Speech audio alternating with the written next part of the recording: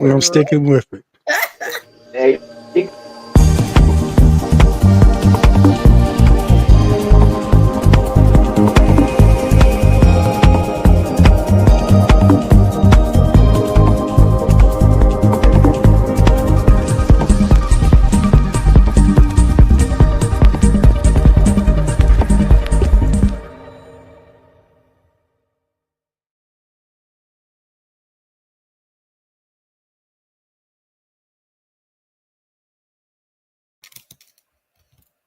Well, welcome everyone to the Slim and Shona show. I'll take on it. And we have with us Shona and hold it. We have a special guest, but hopefully she'll come back on. Her camera went off there for a minute. But hello, Shona. How you doing? How you been doing since last week Great. when we How are were together? you? How was your day? How's your last week been? My week has been great. Been kind of busy, but like we talked earlier, I know how to pace myself. A lot of things going on. We had a street naming after Horace Savage. Remember Coach Horace Saw Savage? He that. I was turned 100 years excited. old, and they named a street out here in Truxton, or part of a street, a ceremonial name. Part of Yes, Portion Boulevard where he grew up. And imagine 100 years old. And so that's he's just been amazing. getting all kind of accolades, and this was something that was kind of great to He's name getting his flowers while he's living. why he still can appreciate them at That's a awesome. 100 years old. Imagine that. Awesome. So I don't know what happened to Tracy. So I hope we can get her back because Traci Hewitt Hobson is our special guest, and she's coming from Korea. Yes. And of course, it's 7 here, Eastern Standard Time, and in Korea it's like 9 o'clock in the morning. So Mhm. hopefully we can get her uh, back on the screen. Tracy, I don't know if you can hear me, but if you can, if your computer is acting up, hopefully, maybe you can switch to your phone. Sometimes we have to do that, switch people to their phone because the signals are stronger. So, but we did have her. So, Bluetooth disconnected. okay, she's coming back on another device. Looks like, yeah. So be patient with us. Let's bring her back on. Come on, Tracy. Come on, Tracy. Let's work some magic. Come on. There she is. Okay. All right. So you had to switch devices? so sorry. Uh oh.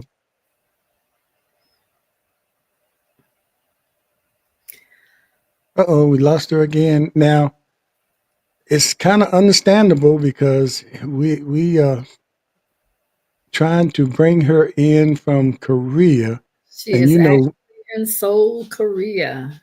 in Seoul, Korea, and we have problems trying to get people on from the From Seoul. neighboring cities. So we're gonna be patient, and hopefully between one of her devices she comes back. And just to tell you a little bit about her, it looks like she's trying again on another device. But Tracy is in Seoul, Korea, and there she is again. There she is. Okay, We're going to we try this can't. one more time. Okay, should I?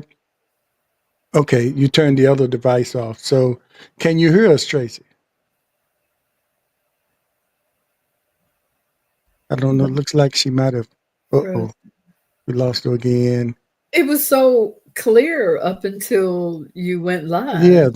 That's the interesting. first device she had on, but Tracy is, and we have her on because this is National Adoption Month, and Tracy was adopted. She was born in Korea and was in an orphanage at a very young age, and was in Korea until she was 4 years old. So she was speaking Korean, and she was adopted to an American family and happened to be in Shona and our hometown of Portsmouth, Virginia, where she attended Manor High School.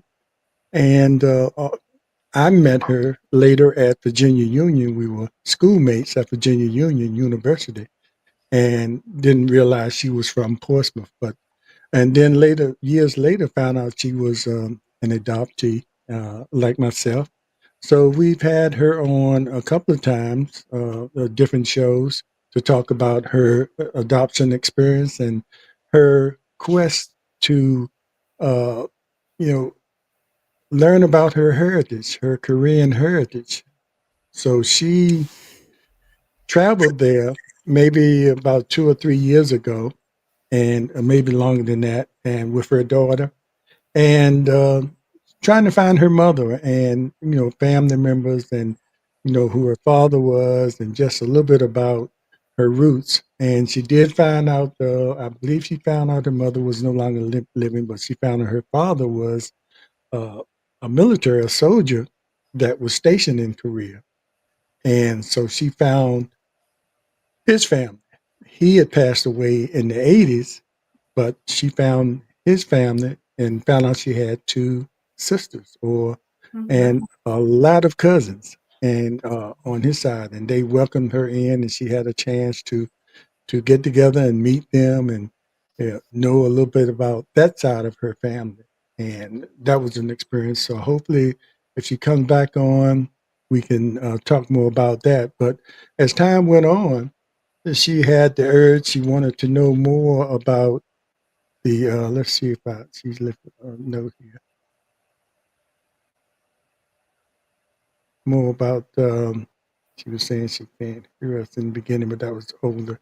But she wanted to know more about her heritage, so she made a plan to eventually move back there for an unspecified amount of time to sort of get a chance to explore more about her history and the Korean culture in general. And so that's what she's doing, and looks like she's trying to get back on, and we'll see what I, happens. I would say, given the current climate in the United States, it's a good time Yeah, to. looks like she can't.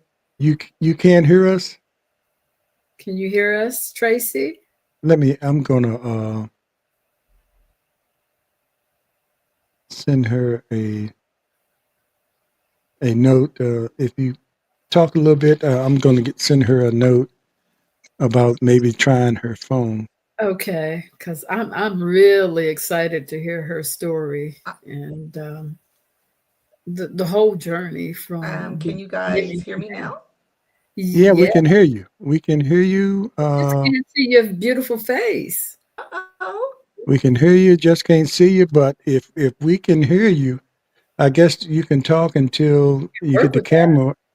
And what I was going to say, sometimes when we can't get a good connection, I switch people to their cell phone, because usually the cell has a stronger signal, at least when we're talking to people over here in the States. So I don't know if that can be something that might help, but if not, long as we can hear you, I think that might be good. Can you still hear us, Trace? I can hear you and I can see you guys. I can see myself. Oh, you can see yourself. Oh, wow. Uh-huh. I don't know why we can't see you, but I That's think for the time being, uh, let me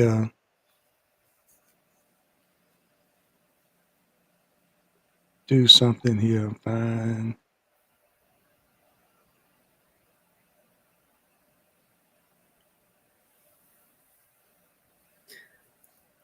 oh, Okay. nice picture. All right. I just wanted to put that up until we can get the picture. So you can see Tracy there is the second from the left, uh, Yep. with the beautiful hair, with the beautiful gray hair. But Yep. anyway, Tracy, since we have you here, at least we have you vocally.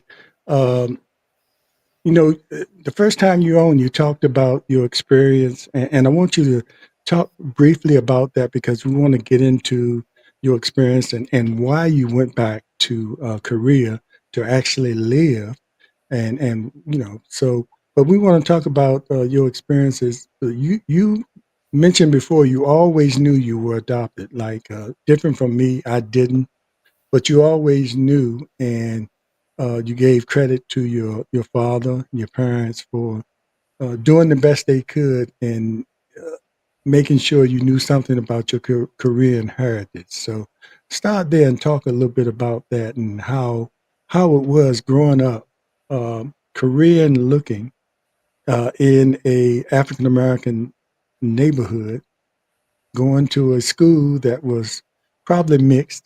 So give us a little update on that experience in your life. Oh, thank you. So short story, or long story short, I should say, I was adopted at the age of 4 in Korea. I was born in Seoul, was adopted at the age of 4. My father was in the Air Force at the time, stationed in Tokyo. Um, they flew over to Korea to pick me up. The adoption was brokered at that time by the military. So they basically picked me up sight unseen, took me back to Tokyo, where I lived for about a year and a half, and then I came to the States around the age of 6. Moved to Hampton initially in Langley, which was an absolutely wonderful experience, probably one of the best memories I ever have from growing up. Bluetooth Um, disconnected. but you're right, coming through, living in Portsmouth, growing up, it was a very, I guess you would call it a duality experience for me. I was never quite Black enough, never quite Asian enough, so bullied um, throughout school um, and well into adulthood. I was never truly felt like I belonged anywhere, um, and always felt like there was a big hole missing. My parents never hid the fact that I was adopted.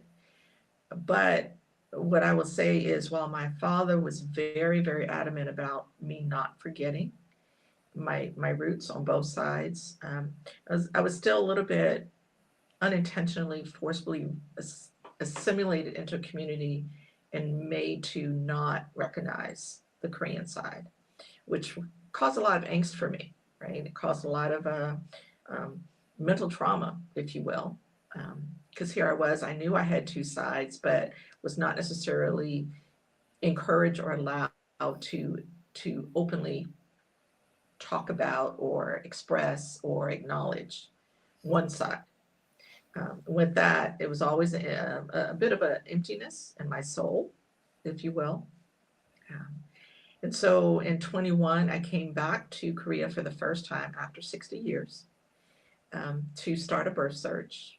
I was really adamant about closing that hole up. And I credit my kids. My kids really, really pushed that for me. They gifted me with the trip back to Korea. They're the ones that got me to do the 23andMe initially, to at least try to find anyone on my birth side, my father, mother, anyone. Um, and so that trip in 21 was, oh, my beautiful children. They Yeah, are. Tiffany, Tajay, and Tia.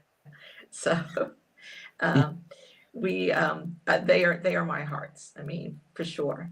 But they really, really, they always saw kind of a dimness in me, which is very interesting. Children can really, really understand their parents a lot more than we think they can. They always saw it. They always saw that there was an inherent sadness around me, and they knew that I had this hole. Um, that trip in 21 coming back was so cathartic for me. It really, really jump started my healing. As late as it was, it really, really jump started my healing. And when I got back to the States, I was here for 2 months at that point. And when I got back to the States, I made a commitment to myself to start using my moksari, which is the Korean word for voice, to start using my voice, to start speaking up, to start stepping into my own identity and not allow anyone else to identify me or put me in a particular identity.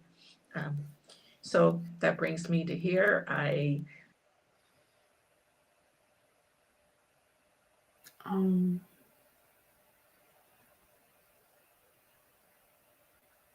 I, I, oh, Tracy, oh, I think we lost her. for a moment. Hold on. I think okay, Can you Tracy, guys I hear me think you're now? back. And there's an echo. There are two of you, James. Okay. Tracy. Tracy, can you hear us? I'm here. Okay. Tracy, let me ask you a question. How do you know where to start? In the birth search Yes. on, Yes. so there is on the American side, my father was an Army. That was, I won't say fairly easy. I will say that I did have struggles there too. I started with 23andMe. My son actually put the tube in front of me and was like, spit. So he's the one that sent the 23andMe in. But from there, I wasn't having much luck. And so I actually hired a private investigator out of the Los Angeles area who did, in fact, find my father's family. And believe it or not, I got that call while I was in Korea in 21, Wow. that they had identified um, my father's family. And so I have two sisters, wonderful ladies. They're actually my sorors as well, which is In kind of Korea? interesting. No. In the States, my father's family was actually originally from South Carolina. Okay. So found out that I had two sisters, have met my uncle, my one surviving uncle, and a host of cousins, all my first cousins, who have been very, very embracing. Now, on the Korean side, I actually connected with this agency here in Korea called the Global Overseas Adoption Link, who their sole goal is to reconnecting or reuniting Korean adoptees with their birth families. And so I connected with them first. Um, and they kind of laid out a plan for me. I had to do the same thing here that I did. I had to submit DNA to a very specific database. They have a database here only for adoptees. Okay. It is not widely put out, but it's specific for adoptees. I had to report myself as missing, officially report myself as missing. Wow. Did the whole milk carton flyer thing. That's interesting. Very interesting. I had to, and I did all this through very specific places. I had to go to a regional police station, report myself missing. The agency, they posted flyers that we had to go through a very specific steps to formalize my search, if you will. There is a government department of the government here called the National Center for the Rights of the Child, who does all of the background things. They pull the records from orphanage and things like that. So I met with them. They did a documentary on me at the time that I was here. And so the producers from the documentary were able to track down the orphanage that I was in. They were able to track down, well, I should say the granddaughter of the original owner of the orphanage. They went back through real estate records and found the site of my orphanage, which now is totally different. It was very intense for 2 months. I mean, we talked to people in the neighborhood. I mean, the little aunties and the elders here have a host of information that you would never find anywhere else. Found a couple of them that remembered the orphanage, that remembered playing with the children, so talked with them. Historian discovered the clan that I was from. I do have a Korean name. My surname was Moon. So they did discover the original clan, where it was from, a little bit south of Seoul. And that would have been my next step, was they were going to take me there to see if we could find people from my clan that I could talk to and maybe backtrack. So that's where I left off in 21. And so now that I'm back, I'm hoping to pick up from there and restart. Korea is very private in their search, although the Korean government has publicly apologized to the adoptees. It's over 200,000 Wow. Korean children that were basically thrown out of the country. And probably a little less than half have come back at some point to live. Um, and so the president here actually made a public apology, and said, "Hey, we've got to do our best to repair the damage we've done to these families, to these children, to these families." So Yes, I think. and Mhm. Tracy, the reason that so many were thrown out was,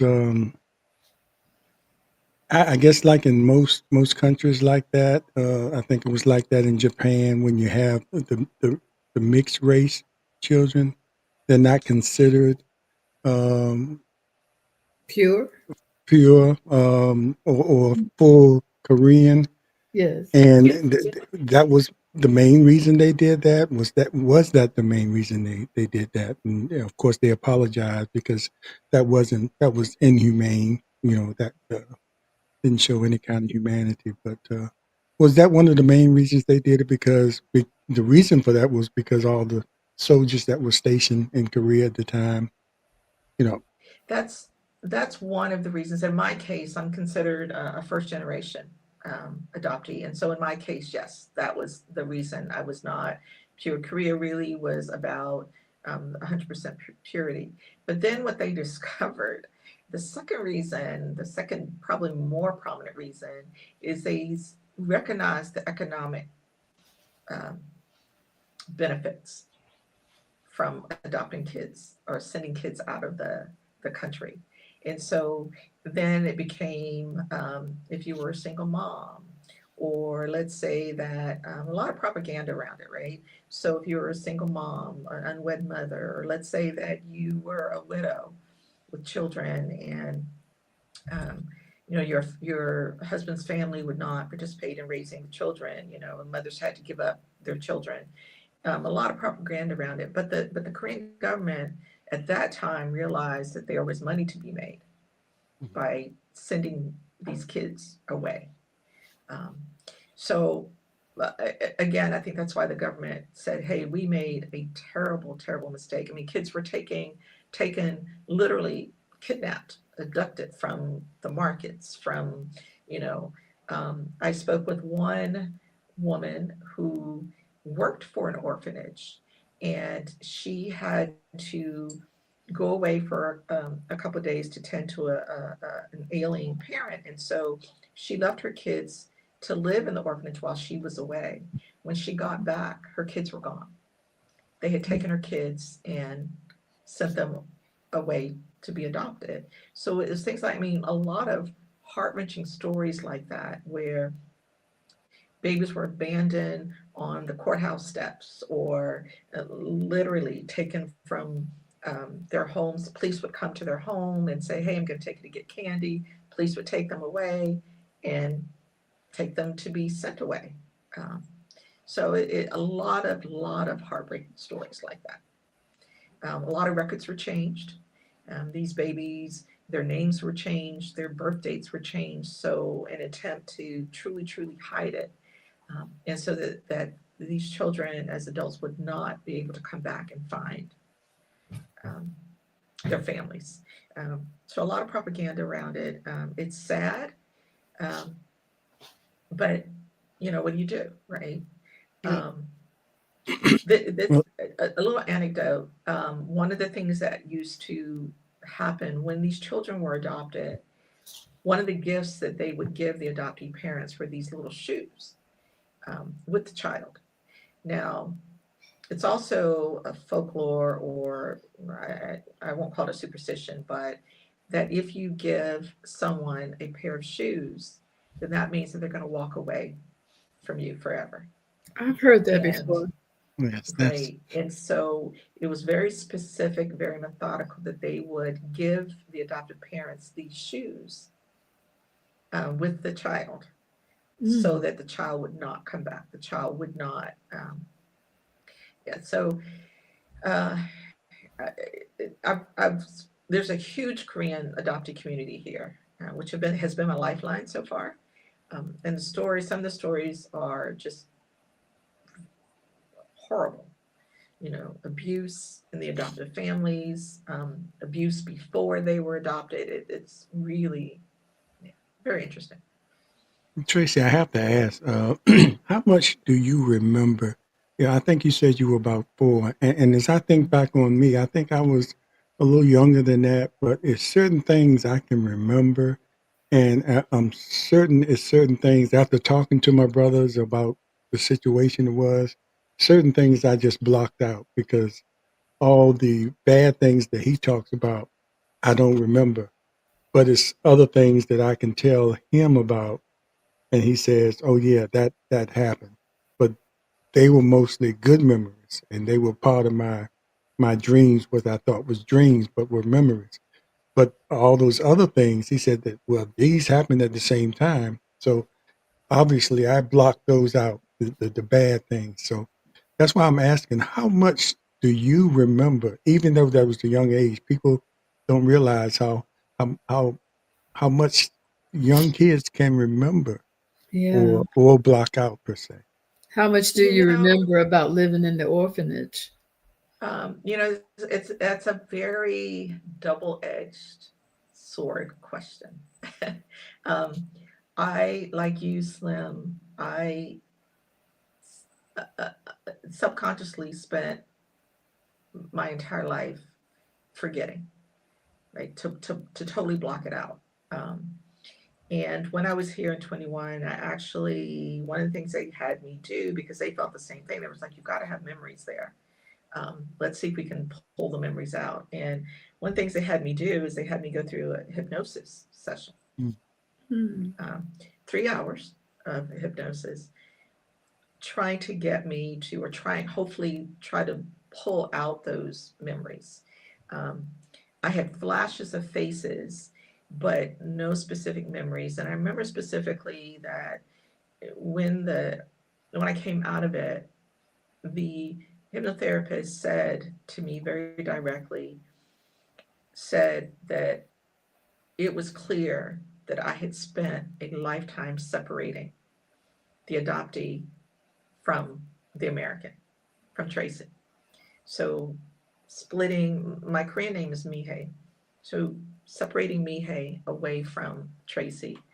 And it was so ingrained in me that he said it will take me a while to merge them back together again. And until I was willing subconsciously to merge them back together again, the memories would not come back. So, Well, how uh, important is that? Is that even important for you to merge those it, or it, to bring back it is very something that might important be to me. horrific? I do believe that there's going to be a lot of trauma with it Mm. because, for example, little things like when I first came to the States, the only thing I would eat was milk, bread, and raw egg, right? That was my thing. And I'm sure that that came from my experience in the orphanage, right? That's what I was used to eating, being fed, or whatever. Um, so I do believe there's going to be a lot of trauma behind it, but I think it is critical to my overall healing that Mm. I try to pull back some of those memories. I believe that I may remember my mother's face, right? I may, so for that, to me, it's almost worth going through that. I expect that it will be traumatic, but I think it will be worth it in the long run. There was a little boy in the orphanage with me, Keith, who I think about every day. Mm. Um, Hmm. his parents and my parents were stationed in Korea at the same time. We were adopted from the same orphanage. Um, and we were together all the way until we came to this back to the States. And then he was just kind of disappeared from my life. And so, above all else, I want to be able to remember him. I want to be able to, the last memory I have of him is sitting on the steps of my house in Hampton and speaking with him in Korean. Um, Mm. but that's the last memory I have of him. So it's very important to me to pull back those memories. So, how effective do you feel the hypnosis was? Do you think that's something you should delve into again, or you need other processes to bring that from deep within the wells of your mind? I think it's very important for me to delve back into it. I have been hesitant up until this point, only because knowing that there was going to be some trauma there, I was a little bit nervous about how that would impact my decision to come back, right? And I Mm. didn't want it to um, deter me, for lack of a better word, from. But I think it's Bluetooth very very important. disconnected. And it was effective. Um, at one point during hypnosis, and I don't know what people know about hypnosis, but you're actually conscious in a subconscious way, if you will. You're very aware of what's happening, right? Um, and at one point, I actually started speaking Korean. Now, I knew I was not speaking English, but I did not know what I was saying. I did not know. And when I came out of it, I could not recall what I had said, what I had spoken, anything. So I think from that standpoint, it's very, very effective. Um, and I think the more that I work towards merging Mihei with Tracy, I think the easier it'll become. Let me just say this. Let me just say this for people that might tune in or watch this later, that we're talking to Traci Hobson, and she was on camera a little while ago, but she's coming to us from Korea, and we're here in the United States, and so we can hear her. She can see us, and but we can't see her. But we thought it was important. I don't want to mess with these things and lose her completely, but we thought it was important that we have her voice. Her voice is uh, just as important as seeing her. And I put up a picture, and you can see she's from my left here. She's the second from the left with the beautiful gray hair. Yes, her But picture is beautiful, but it doesn't do her justice. You missed. Aww. She is yes, cute, yes, I y'all. wish you could see her live, but I don't want her, because we went back and forth a little bit trying to change the things, and we lost it completely. So don't want to lose it. The only thing, Tracy, if you have the opportunity, you have a phone near you while you're talking to us, if you can multitask, and your That. ladies are good at multitasking, see if you can get us on the phone and see if that works. But if not, we'll continue the way we're doing, because I think you're giving us a lot of great information. But I just want to let the people know, just in case they just hear a voice coming out of the screen. But I think just your voice and what you have to tell will keep them pinned So to the screen, because yeah, I mean, your story is amazing. it is amazing. Oh. Two things, Tracy. Mm-hmm. Um, it's very interesting, your take on the hypnosis, and I asked for a very specific reason to me because I have some trauma in my history. Hold on, I think we might have her. I think I might have her on a different. Yeah, because I'm echoing. Well, I was. There she Okay, is. Technology, right? Yes. okay. Well, we got you on the phone and have you there where we can actually see you, and you can probably turn off Okay. the other device, and we won't hear the echo. And I can take this picture off, and we can get a better view View. of you. Okay. How's that? Great. Perfect. Okay, Um, all right, that's better. Yeah.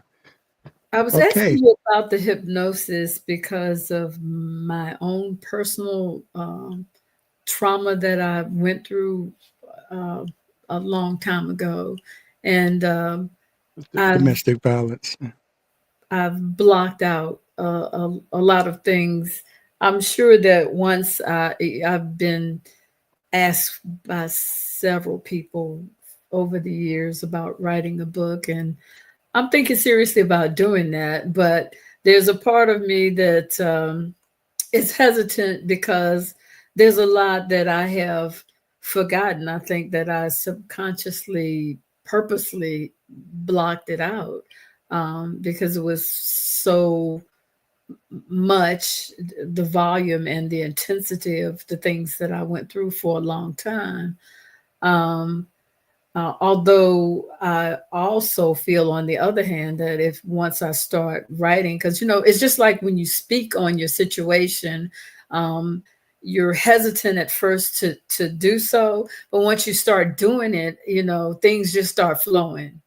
They just start flowing. You always remember more details, and the more you speak on it, the more vivid it becomes in your mind, and you can actually express a lot more details than you think you even know.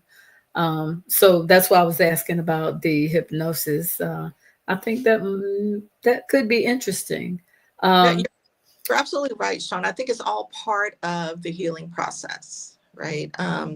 But you're right. The more you talk about it, the more you speak on it, um, it becomes easier. And I can attest to that over the last, you know, 5 or 6 years, learning that I have a voice, number one, and that my voice is important, and my story is important, yes, not just for myself, but for my children, right? exactly.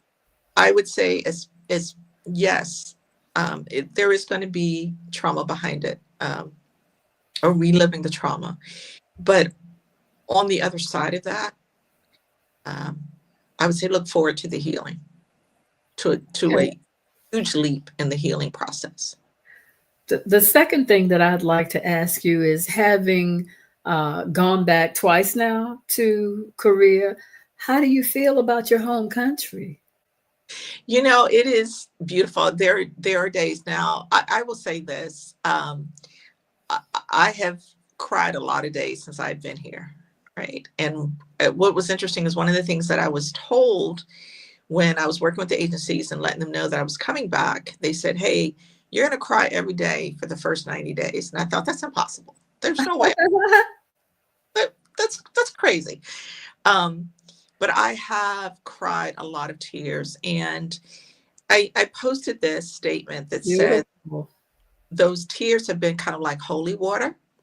They've been cleansing. They've been a lot of relief for me. And the tears haven't all been sadness. I mean, there's some days, yes.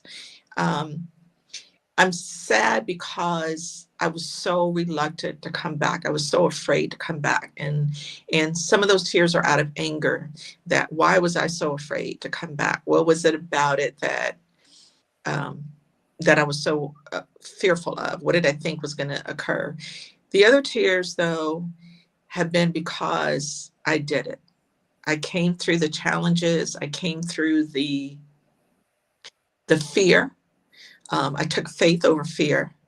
Um, and as my kids say, I did it with elegance and resilience. And so tears from all sides. The city is beautiful. Um, it feels very familiar in one aspect, That was my next question. right? It feels very familiar in one aspect. And then in other aspect, it's still full of mystery, right? To me, um, language is still somewhat of a barrier, although it's very interesting because when I hear Korean speak around me, it's almost like, little children, where they kind of get the gist of what you're saying, but they don't really understand what you're saying. You know that there's a level. It's funny how every now and then I'll feel like that something clicks, right? And I'm sure have been sworn at a couple times since I've been here. um, but it's been beautiful. I mean, for the most part, people are really nice. 11 million people in Seoul, Okay. but Well, people are nice, very endearing, very accepting, very patient. You know, okay. Are you feeling some sense of home? very much so. Um, and settle and starting to settle in. I mean, the glitches that I've been running into have nothing to do with living in the city. It's more of around because I have dual citizenship, so it's more around trying to navigate that part of it, right? Because while I'm here, I'm recognized as a Korean national, And it's trying to get a stronghold or a foothold into all the benefits allowed to me as a Korean national. So I ran into a couple of glitches there, and I've had to slow down on my birth search. I'm now in a hurry up and wait mode. I've got all these things out there, so I'm waiting for things to come back to me. So that's been a bit frustrating. But the day-to-day, the lifestyle, it's been a wonderful experience. I've learned to navigate the subway, and you guys have been to New York. You guys have been to DC, so you know those subway systems are Seoul makes those subway systems look tiny. Really? Okay. And they have high speed rail there too, right? They have high speed rail. It's and it's, I mean, everybody takes the subway and the bus. Their public transportation here is phenomenal. So, and I haven't gotten lost yet, so that's a good thing. You go, girl. As a matter of fact, Traci, let me stop you right there because this is for you. Girl, you rock. You are brave. I commend you for being brave enough to step out and find your way. That's exactly what you're doing. A lot of people don't have that heart, and you are special. You're special. What you're doing is not only beneficial for you and your children, but there are other people who I'm sure are inspired by what you're doing to find your way into your own soul in soul. Thank you for that. Your heritage, yes. It is learning my voice. You know, I've done a few podcasts now speaking on that adoptee perspective. And you're right. My purpose in life now, I think, is to pull the next one forward. To your point, is if I can help one other person truly understand to never let anyone silence their voice. That everyone's story is worthy. You know. Exactly. Yeah. I know you Traci, don't want to give out phone numbers or anything like that. Do you have a Facebook ID or something of that nature? If there happened to be anyone who has some questions about their life, similar to the ones that you had about your life, if they could reach out to you? Absolutely. I am on Facebook. I am Traci Hewitt Hobson on Facebook. Feel free to message me, whatever. I'll be happy to answer. On Instagram, I'm a little bit more hidden. It is Moon, MOON _ MI _ HYE, which is my Korean name. So I'm a little bit more hidden in Instagram. But absolutely, I would be more than happy to answer questions, to be encouraging, because I was encouraged, you know. So, and the fear, I mean, I still have fear. I am not as courageous as it may seem, but I can relate. over that fear, right? And I have now what I would say purpose over pressure, you know. So anything I can do to help the next one, absolutely. You know what? As you just spoke, I think one of the titles I might consider for my book is The Power of Adrenaline. You definitely had that. The Power of Adrenaline. Mm-hmm. Traci, I want to ask you, now that you're there and you're getting a chance to experience the full Korean culture, and I remember before you talked about when you were first on the base, how different it was on the base, because on the military base, it was a lot of different cultures on that base. So it was a lot different. But when you came out into the world, that's when you saw things a lot different, or people saw you a lot different. How did that experience? You know, you Kevlar Manor, you kind of grew up in an African American neighborhood and went to a predominantly black college, high school, pretty much. Well, it probably was mixed up, Manor, at that time. but then going to Union, where you probably learned a lot about the African American culture there. That's what happens at Union or at the HBCU. So how did all that experience help you, and how is it going to help you now? You know, having that that full experience outside of your Korean self. You know, how is that going to help you now, or is it going to help you now? You navigate through what you have to do now, what you have to navigate through now. I won't say that, and this is going to sound a lot worse than what I really mean it to sound like. And I don't mean this in any negative way. I don't know that it's going to help me in this journey in Korea. What I think it will, I think what it gave me, the impact it had on me, was the power of resilience, right? Um, because I spent so many decades performing belonging, um, and learning to survive.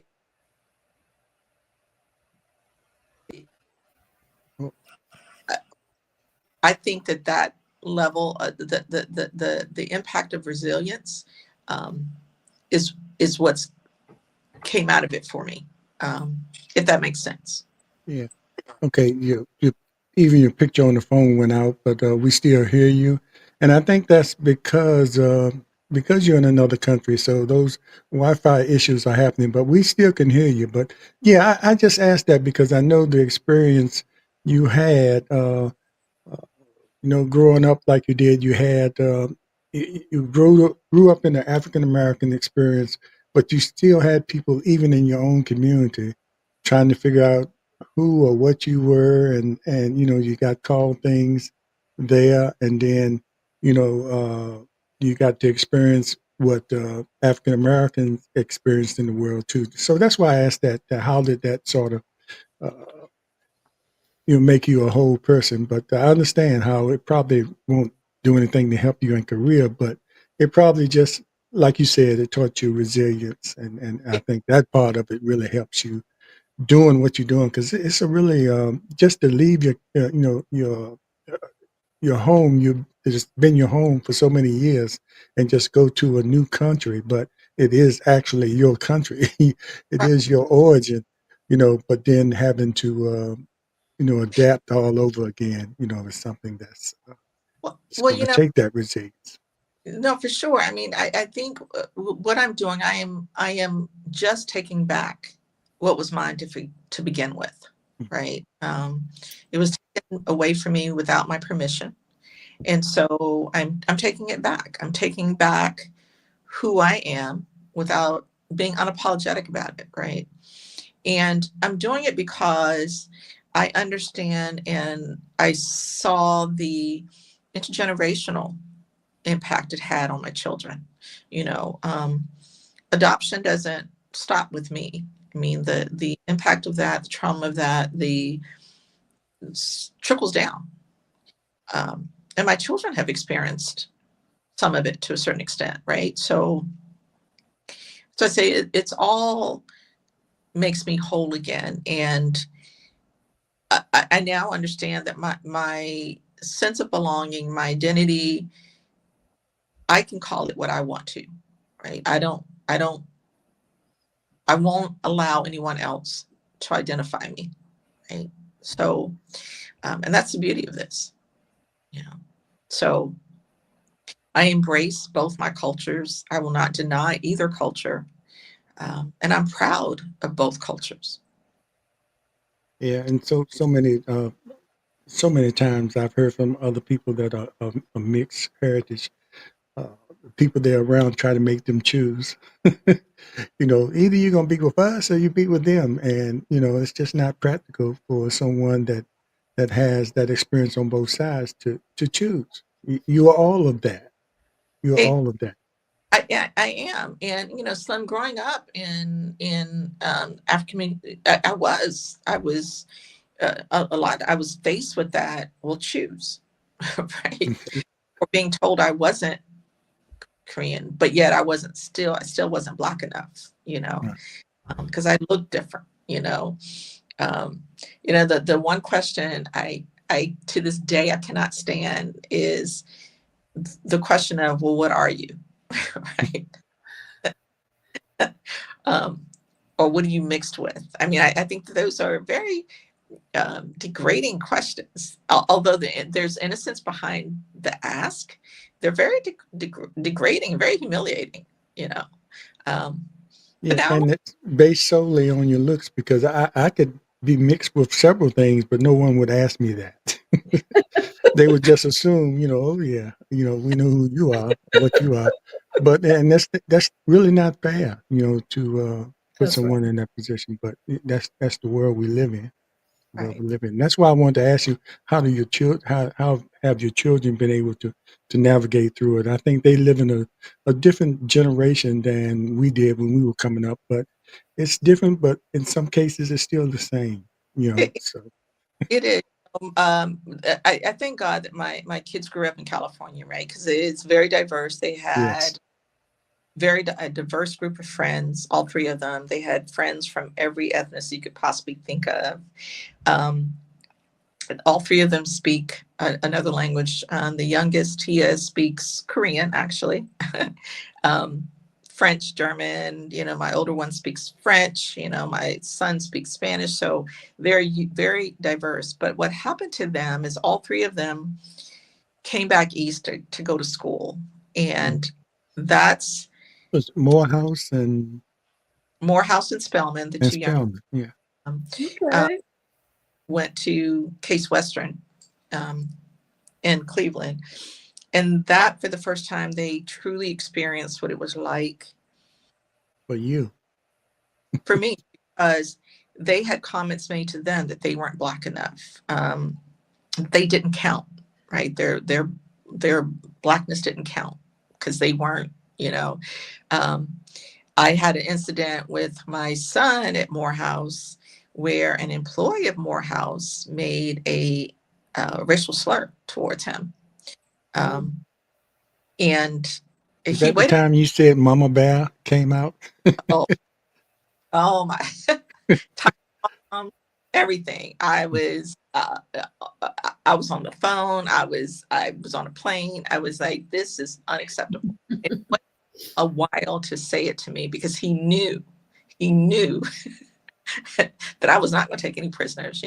That's the one thing, right? I don't care what you do to me, but my children are off limits, Right. right?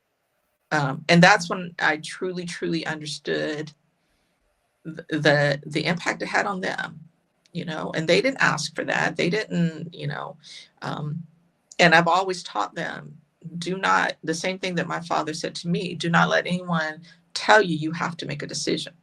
Don't let anyone tell you have to choose, or let anybody tell you have to deny one side or the other. And in their estimation is for them to deny the Asian side would be to deny me, and they're not going to do that.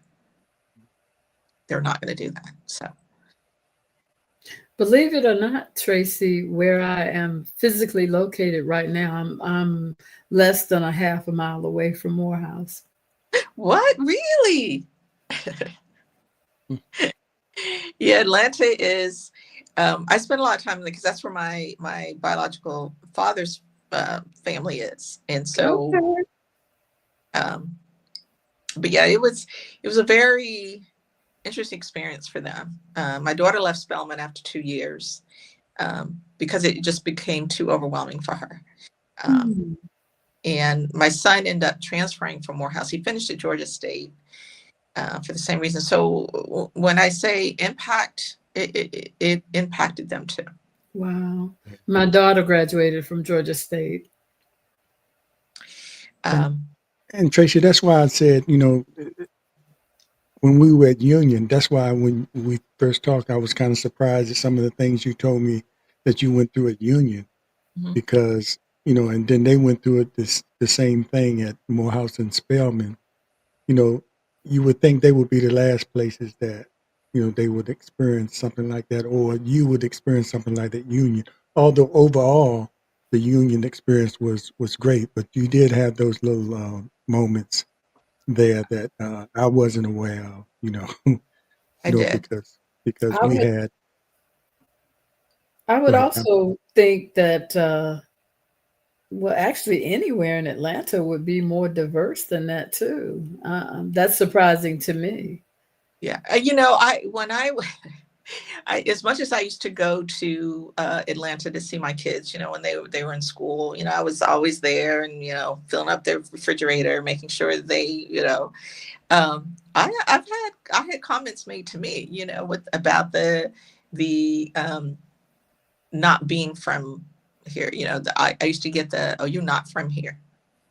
And at first I thought they just meant I'm not from Georgia, right? And I would say, no, I'm not. Um, But they were like, no, you're not from here. I would get that. I would get um, they the had to mean something And else you, because most and people here are not from Georgia. yeah, and you probably could tell them I'm more black than you are. uh, From my experience. the brown paper bag test.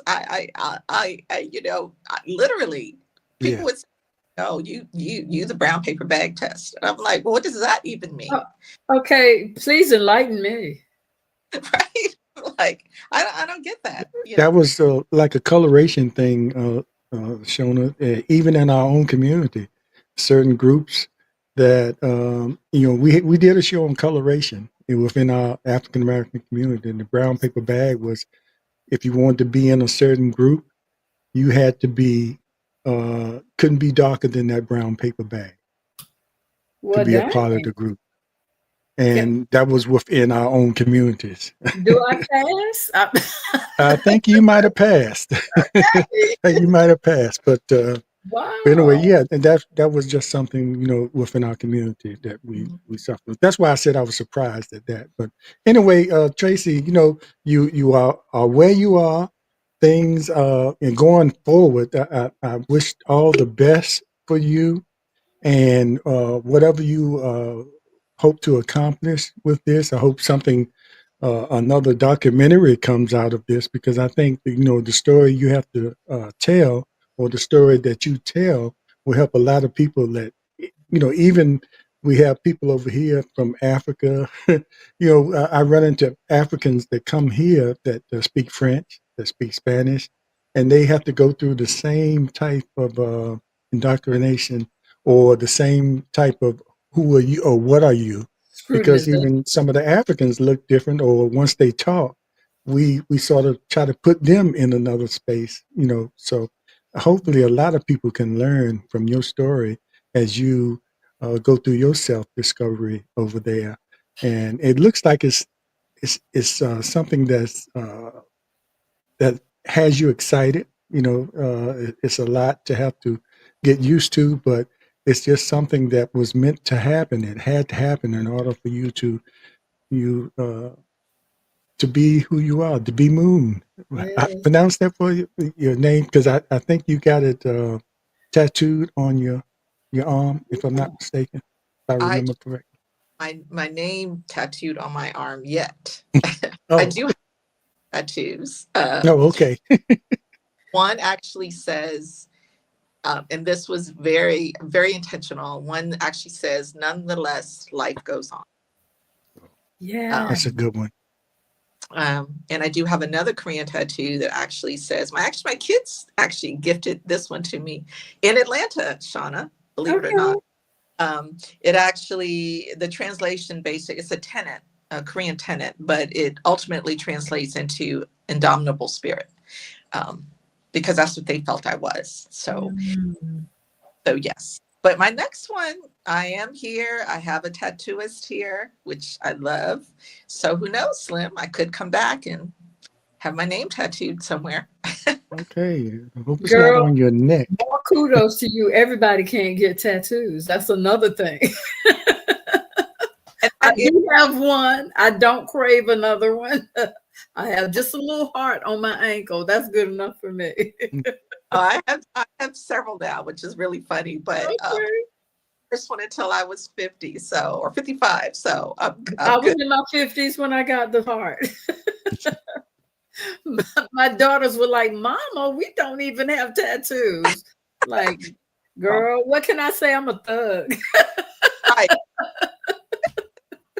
We live at, Tracy, before we leave, I have to ask this because we got into this one time you owned there before, and I was watching a video of your first trip over there. And remember, I talked about y'all were sitting down and y'all were eating. You know, they serve you all something, and whatever was on the plate was moving.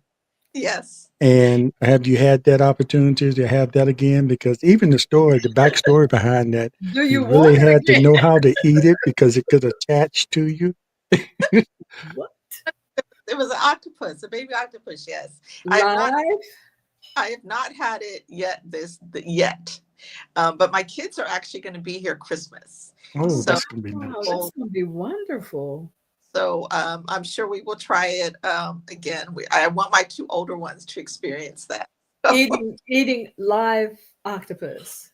It is live. There are huge fish markets here, like huge, and you pick out your fresh seafood, and Mhm. fish Can't get markets. any fresher than that. No, you can't. They're like the size of airplane hangars. You pick out your fresh seafood, and then you take it upstairs to these rows of restaurant. You take it into a restaurant, and they'll prepare it any way you want it, whether it be a stew, fried, grilled, rice, whatever. Or Um, live. and one of the delicacies is raw octopus that's like marinated in sesame. And they bought it to us. Of course, it wasn't moving. And Oh, my daughter's PR team actually took us, and it was a joke, but not a joke, because they wanted us to try the delicacy.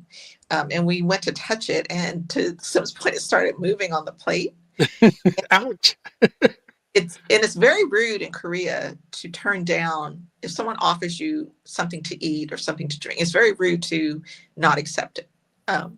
So we were trying to be the gracious ones and pick the tiniest piece to eat it. And then as we were about to put it in, then we got be careful because the tentacle could stick to your throat. Which we it tasted amazing though. It was absolutely amazing taste. If anyone likes sushi, really? it was amazing. Um, we did have the tentacle stick to ours, although my daughter's one of her PR people, one did stick to his throat, and it was alarming at first. I mean, he just kind of like coughed it off, but it was. So by stick to your throat, what do you mean you can't swallow it? It won't go down? It actually suctions because it's still, octopus are what they call sentient. So they're still, I won't say alive, but not, but the tentacle will like suction. James, please do not put my reaction in a short, okay? Because I know my face showed it Well, all. yeah, you should have seen mine when I first saw it. But I understood that's the culture thing. Some things we eat over here. Definitely. We eat chitlins. It doesn't move, but then, I ain't got to worry I about can't chitlins say getting stuck to my throat. didn't say that much. Okay, Tracy, the last picture up here, is this someone is this a recent picture or someone you met there, or is it family or is it friends or what? No, it is. So the gentleman is actually another Korean adoptee who was here to also finish out his birth search. And the young lady on the other side, she is what the community here calls the CAD ally. Her boyfriend is an adoptee out of Denmark, but she is very active and helps any adoptee get through anything. And so when I first got here, I was feeling so isolated, so alone. I just put a blast out and said, hey, adoptee here, anybody. And Phil actually reached out to me first and said, I messaged on a Saturday and he said, let's do brunch tomorrow. And so he shared where he was on his and gave me incredible information on things I could do to push my search along. He's actually from San Diego or was adopted to San Diego. But they, Just like that, you had a support system. and the ladies in the other picture, they are all adoptees or adoptee allies, and it's a running group, and they run the Han River every Wednesday, and they call themselves the Soul Sisters, SEOUL. I like that. I like Um, that too. but also they are adoptees.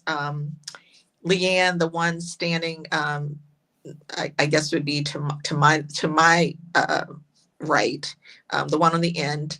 Leanne is an adoptee, also from California. And the other three ladies are from Denmark and Sweden, I believe, adoptees. So the adopted community here, the Korean adopted community here, is very, very tight, very, very close knit. So Yeah, it seems like it's a big thing over there, especially when you talked about the story you met a Korean person that was adopted and when he was Russian, and just to physically look at him and her Russian coming out of his mouth was sort of kind of took you back there for a minute. it did. I went to an international adoptee dinner the other night. These were Vietnamese, German, adoptees from all ethnicities that were, which was very interesting because even across borders, the stories are very similar. The trauma behind it, what happened to them, how they're trying to navigate it. So it's very, very interesting to see these faces with a totally different accent coming out, right? German, French, Italian, but it's beautiful. It's beautiful. It just shows how diverse the world can be if we Yes. all just blend, Yes. Okay, and we're gonna get ready to sign off, but anything you can tell us about anything your daughter has coming up lately? The people who don't know that she is a star in her, she's a star. I've seen several movies she's been in, and I always wanted to tell you that the movie, I think it was on Netflix or something like that, where she played the young version of one of these three ladies. Oh, What was the yeah. name? It was the Supremes at Earl's All You The Can Eat Supremes. Yeah, Earl's on Hulu, actually. yeah, on Hulu. What's And the name because of I the didn't movie? recognize her at first, and then I looked at her, I said, well, she kind of looks familiar Yeah. because she had a completely different look as one of the young versions of the three ladies. What's And the Completely. name of the movie? I'm sorry. What is the name of the movie? The Supremes at Earl's All You Can Eat Diner. Okay. It was actually based on the book by Edward Moore, a dynamic African American author out of New York, I believe he is. But Tina Mabry directed it and did the screen. Gina Blythe did the original screenplay or adaptation, I guess, and Tina kind of refined it and she directed it. It's a beautiful story about friendship and love over decades. These three women became friends at a very young age, and just telling their story of all that they went through, what that friendship really meant to them. And it was a love story among friends. Beautiful, beautiful. Mekhi Phifer was in it. yeah, she was in there with some heavyweights, and Okay. she did an excellent job of playing that Oh, younger version I'll be looking of for that. who was she yeah, the younger version of? Do you recall? version of Sanaa Lathan. Okay, yeah, Ah. Yeah, okay, yeah, she was Mm. the young version of Sanaa Lathan. Yeah, so she and Sanaa was wonderful. Took Tia under her wing. So it was a beautiful story. Makes you cry, makes you laugh. yeah, yeah, it was. And I'm going to pass on to Shona some of the other movies she has been in, because Okay. everyone I've seen, she's been in some action movies. She's been in some movies where she got a chance to speak her Mhm. Korean, and she's been in and with some heavy weights too. She Okay. held her I'll be own. looking for that. So Uh, anything coming up you can talk about, or we just have to stay tuned, Uh, Tracy. is the Mortal Kombat. They actually moved to May now. It's coming out in May. It was supposed to come out in October, and they pushed it back to May, so we can look They're forward to. making a movie out of that, They did, out of the and game. she was in Australia for about 8 months filming that. So I'm really looking forward to that. She will be. She was in The Last of Us, so she'll be returning next season for The Last of Us. And she has some other things, so we'll have to talk about that later. But Yeah, we just have to stay tuned. So I'm sure in Mortal Kombat, she's going to be in plenty of action. I think she probably does a lot of her own stunts. she does well. She did. She plays What Jane. what they allow her to do. What they allowed her to do in this one, she wasn't as free in this one as she was in Uncharted. Uncharted, she did all of them except one. In Mortal Kombat, they were a little bit more cautious. But she plays Jade. Beautiful story in that one as well. And she was reunited with her co-star from Sabrina. So she and Addie are good friends anyway. And so it was great to see them work together again. And the one thing I will say is that she has stayed grounded, which I am incredibly grateful for. Of course, her brother and her sister are not going to let her be anything. Get above herself. Yeah. This picture, we were actually in Italy together. We travel a lot together internationally, and we were in Florence. Beautiful. Yeah, so she is the baby. She's very much loves that role of being the baby, and she just likes being Tia. Tati is her other persona, but she's very much just that's her job. That's not her. When I see interviews of her, she's completely different from the characters she plays in most of her movies. And shout out to your other two children as well. They're all beautiful.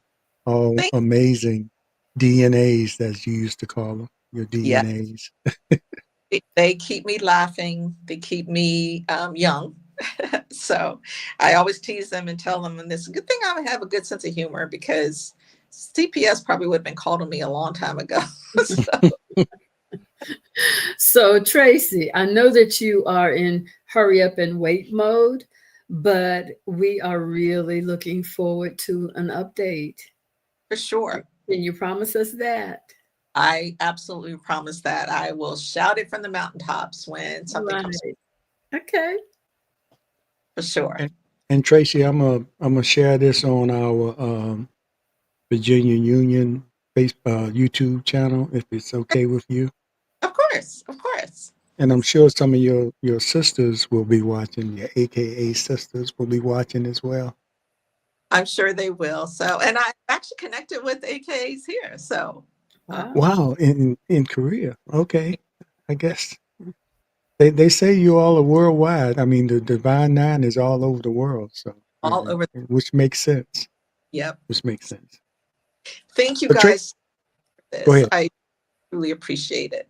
So. Yeah, thank you. And I'm sorry we didn't get. Well, we got most of. We had the difficulties with the picture at the end, but we got you in the middle, and I'm glad I pulled up those other pictures where I could show. But thanks for lending your voice to us and sharing your story. And we wish you all the best in what you're doing over there. And you know how I was saying it's so hard to be a Panther. It still is, huh? And as we would say in Konsamida, thank you. You're quite welcome.